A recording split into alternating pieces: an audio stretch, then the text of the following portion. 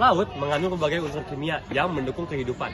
Di antara unsur tersebut terdapat logam berat atau trace element yang jumlahnya kecil tapi memiliki dampak yang sangat besar di dinamika lingkungan laut. Dalam video ini kita akan membahas apa itu jenis logam berat, sumbernya, peran biologisnya, toksisitas, hingga bagaimana logam berat itu terdistribusi di lautan. Air laut terdiri dari garam utama seperti natrium, klorida, sulfat, magnesium, dan kalsium. Namun, di luar itu terdapat unsur-unsur jejak trace element yang konsentrasinya sangat kecil, biasanya dalam mikromolar maupun nanomolar. Walaupun kecil, unsur ini berperan dalam produktivitas primer, proses redoks, dan interaksi biogeokimia.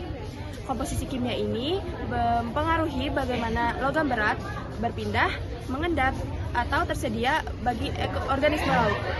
Di sini juga ada beberapa jenis-jenis logam berat. Yang pertama yaitu ada besi atau yang sering disebut dengan Fe. Dengan sistem biologisnya yaitu dimanfaatkan oleh fitoplankton dan zooplankton untuk melakukan fotosintesis, dengan catatan yaitu lebih sering menjadikan faktor pembatas reproduksi di laut terbuka.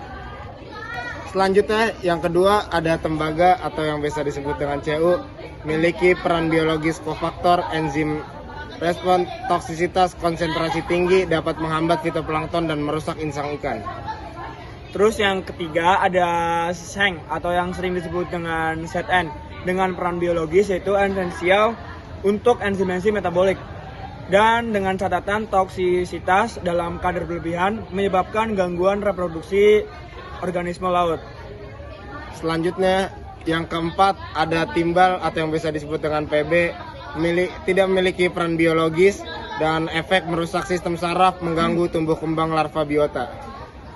Yang selanjutnya yaitu ada kadmium atau yang sering disebut dengan CD, dengan peran biologis yaitu tidak memiliki esensial, tetapi dapat menggantikan peran Zn pada beberapa enzim, yaitu dengan memiliki efek mengganggu ginjal dan fungsi enzim. Dan yang terakhir ada merkuri atau yang biasa disebut dengan Hg, tidak memiliki peran biologis dan efeknya diubah menjadi metilmerkuri oleh bakteri, sangat toksik dan biomodifikasi pada rantai makanan. Contohnya seperti ikan tuna. Sumber logam berat di laut terbagi menjadi dua. Yang pertama adalah sumber alami. Sumber alami berasal dari pelapukan batuan, aktivitas hidrotermal bawah laut, letusan gunung api. Selanjutnya ada pengendapan sedimen dan suspensi debu yang dimana dia membawa besi atau Fe dari Gunung Sahara ke arah laut. Yang kedua ada sumber antropogenik yang berasal dari limbah industri seperti pertambangan, tekstil, dan elektroplating. Kemudian seterusnya ada limbah dari rumah tangga dan perkotaan, pertanian, pembakaran bahan bakar fosil yang beremisikan timbal dan merkuri. Lalu yang terakhir ada aktivitas pelayaran dan cat anti-flouting. Kontribusi antropogenik kini semakin dominan di wilayah pesisir, Meningkatkan resiko kontaminasi logam berat dan menimbulkan tekanan bagi ekosistem laut. Logam berat memiliki dua peran dalam ekosistem laut, yaitu sebagai esensial bagi kehidupan dan juga menjadi toksik apabila kadarnya berlebih. Beberapa zat seperti Fe, Zn, dan juga Cu yang sangat diperlukan dalam metabolisme dan juga pertumbuhan. Logam berat juga dapat bekerja sebagai kofaktor enzim dan menentukan produktivitas primer.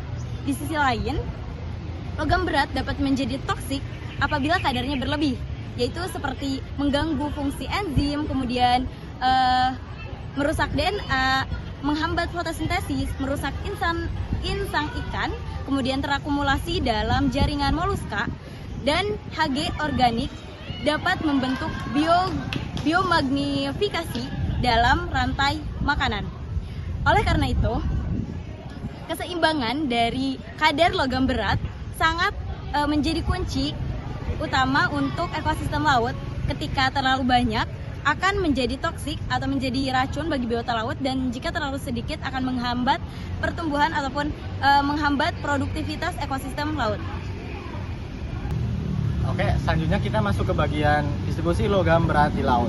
Pada bagian ini, kita akan melihat bagaimana logam berat tersebar di berbagai zona laut dan faktor apa saja yang memengaruhi pergerakannya.